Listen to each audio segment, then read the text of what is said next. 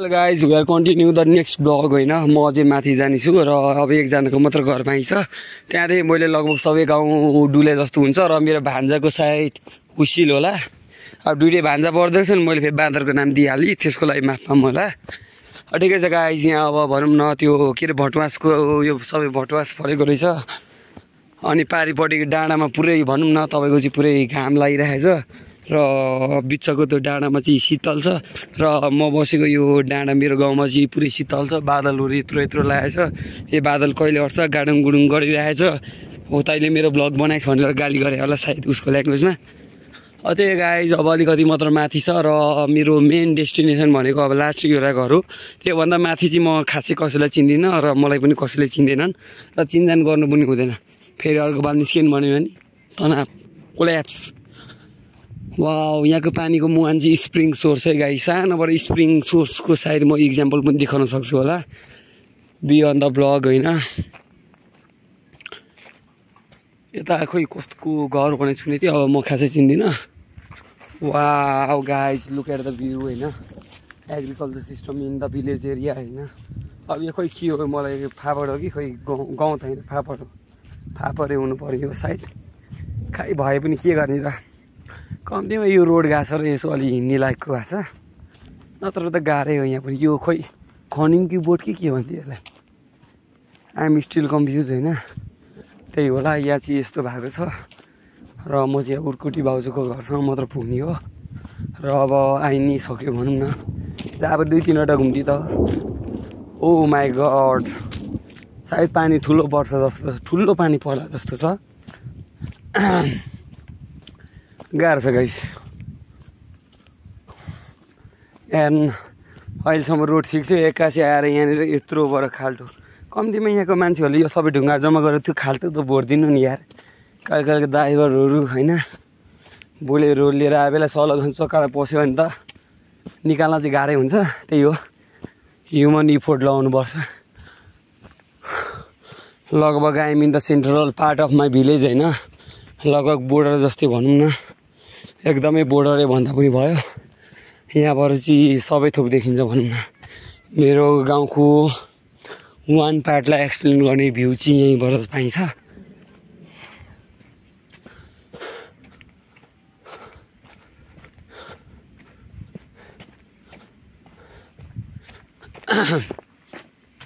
Look at this view guys.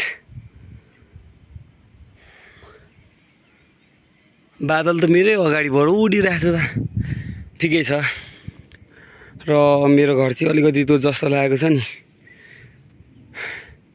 त्यही हो, मूल घर चाहिँ अहिले त्यसलाई मानेको छौँ। अनि यहाँको वातावरण चाहिँ यस्तो छ। उतातिर त्यो सबै खाङसाङहरू सबै पर्ने भने त्यो पारीको डाँडा हो। यो शीतल त घाम लागेको डाँडा। अरू त छँदैछ। अब अलिकति वर्षाले पानी रोड अलि ड्यामेज गरेर रहेछ। धन्न बाइक चाहिँ आउँछ है गाइस। मेरो गाउँ आउन त सिन्धुली माडीको सदरमुकामबाट पनि 9 घन्टा गाडीमा नन स्टप आए पनि 9 घन्टा। यहाँसम्म आइपुग्न त झन् 10 घन्टाको त, किनकि बाटो हेरेर हुन्छ। सुरुमा चाहिँ अलिकति पिचबाट स्टार्टिङ हुन्छ, पछि त खाल्टङ खुल्टुङ सेम यस्तै बस्ला, सेम यस्तै बाटो।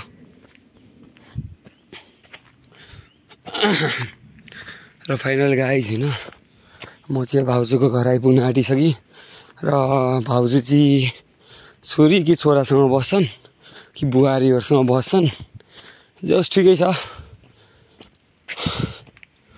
इट्स लुक प्रिटी गुड होइन। That I don't need to explain about it. र मसँग समय चाहिँ धेरै कम छ। अहिले यहाँ पानी पऱ्यो भने फेरि भरे, तर पानी पर्दैन यहाँ जहिले यस्तै हो। Temperature always down. घरमा हुनुहुन्छ भने ठिक छ, नत्र यसो त्यहाँ स्प्रिङ सोर्सको भिडियो बनाएर आइहाल्नु पर्यो। घरमा हुनुहुन्न रहेछ।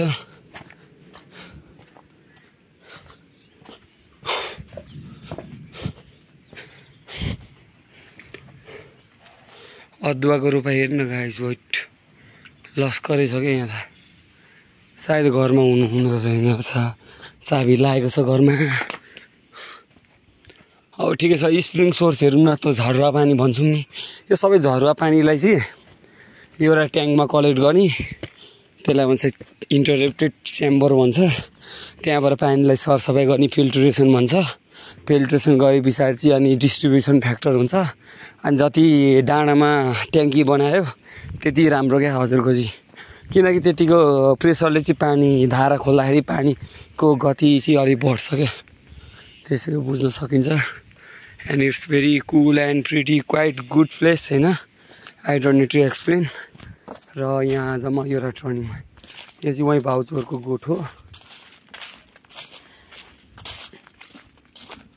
Let's have a good time होइन सबैको दसैँ राम्ररी जाओस् अब टिकाको पनि धेरै टाढा छैन लगभग काठमाडौँबाट त थुप्रो जाने हिँड्ने होलान् यसरी नै हजुरहरूको गाउँ पनि कस्तो छ यसो भन्नु होला अब हामी एउटा घुम्तीमा चाहिँ स्प्रिङ सोर्स स्प्रिङको सानोबाट इक्जाम्पल है एज अ सिभिल इन्जिनियरिङ गर्दै गरेको एउटा विद्यार्थी हो र हामीले चाहिँ पढेको थियौँ तराईमा चाहिँ shallow well deep well use हुन्छ काठमाडौँ अनि हिल्ली रिजनमा चाहिँ स्पेसली मेन सोर्स भनेको खोला मानिन्छ भने अनि यहाँ तराईमा चाहिँ के अरे यो हिल्ली रिजन माउन्टेन रिजनहरूमा चाहिँ यस्तो युज हुन्छ भनेर स्प्रिङहरू युज हुन्छ र स्प्रिङको सानोबाट सोर्स ऊ त्यहाँनिर पानी कहिले आवाज आछ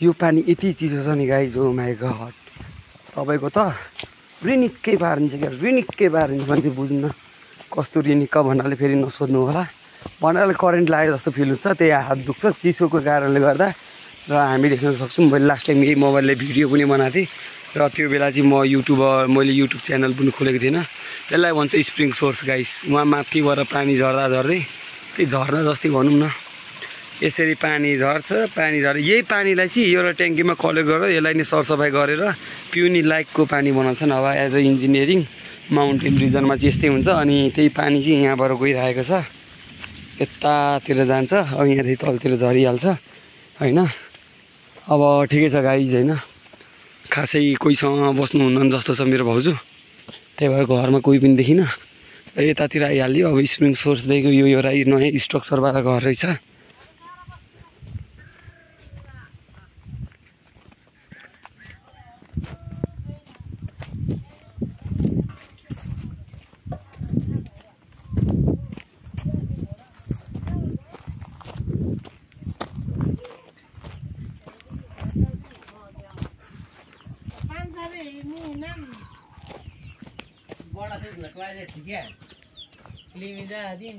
गणेशको घर ऊ त्यो रातो हो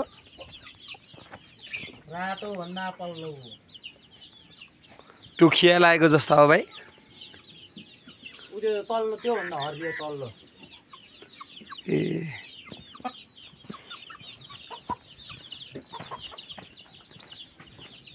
लास्ट टाइम आउँदाखेरि चाहिँ यहाँ कोही बस्दैन थियो होइन मान्छे यसपालिबाट चाहिँ जियोस् बस्नु थालेछ त्यही यहाँ एउटा ट्याङ्की बनाएछ पिसिसी गरे होला सायद त्यही हो मैले भन्थेँ नि है पानीको सोर्सहरूलाई कलेक्ट गरेर एक ठाउँमा राखिन्छ त्यहाँदेखिको चाहिँ इनलेट र आउटलेट बनाइन्छ यहाँ फिल्ट्रेसन हुन्छ अनि यहाँ सायद त्यही गरे हुनु पर्यो एकैछिन रुक्नुहोस् बाटो अलिक गाह्रो छ के गर्नु इट्स अ माउन्टेन रिजन र मेरो घरबाट गौरीशङ्करको हिमाल पनि देखिन्छ तर स्पेसल्ली भन्नुपर्दा दुर्भाग्यवश भन्नुपर्दा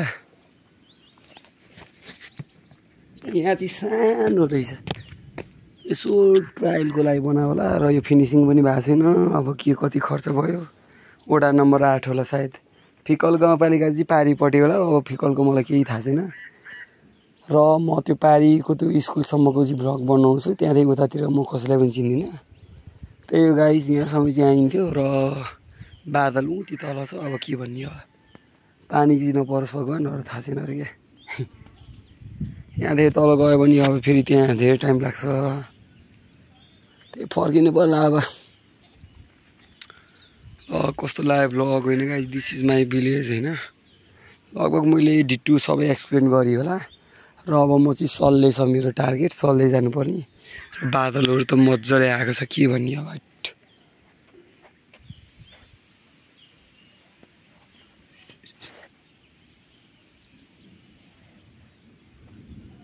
मेरो घरबाट छ्याङ्गै देखिने भनेको घर यो हो अनि मेरो मूल घरबाट भनौँ न त्यहाँदेखिको चाहिँ उतातिर चाहिँ सायद उता उर्कुटी भाउजूहरूको चाहिँ घरहरू देखिँदैन बिकज अफ द हिल साइडमा पऱ्यो नि त त्यो now let's in the blog today this much only अब म चाँडै नै नेक्स्ट ब्लग ल्याउँदैछु त्यो चाहिँ बाहुन तिलबुङदेखिको सल्लेसम्मको ट्राभल है त गाइज ल आज चाहिँ मैले सबै मेरो गाउँ जति तलदेखिको माथि हरेकको घरमा बसेर लगभग सबै एक्सप्लेनेसन गरेँ यहाँभन्दा उतातिर म अलि खासै जाँदिनँ अब खासै चिन्दैनन् पनि चिन्नको लागि यहाँ बस्नुपर्छ अब यहाँ बस्नको लागि अब यहाँ पढाइ अलि उस हुन्छ नि त guys now let's cancel the vlog and see you and meet you in next vlog कृपया ब्लग मन परेमा लाइक कमेन्ट सेयर सब्सक्राइब गर्नु होला हस् त आजलाई यति नै